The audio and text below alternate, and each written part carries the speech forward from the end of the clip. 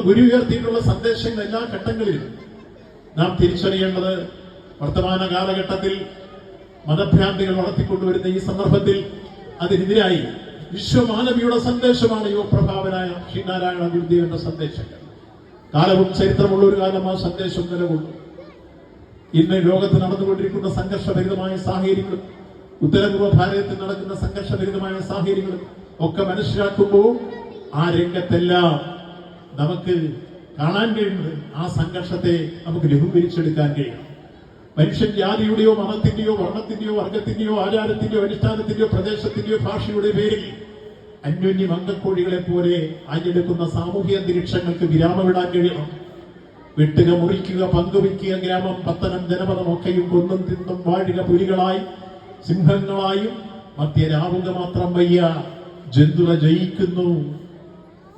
ഇത് ONV തന്റെ അശാന്തി പർവ്വങ്ങളെ കുറിച്ച കാവ്യഭാവനയാണ്. ഉത്തരേ കൊന്ന കൊല്ലിച്ച യുദ്ധത്തിന്റെ ദുഃഖസാക്ഷിയായി ഇന്നും ഗാന്ധാരി കരയുന്നു.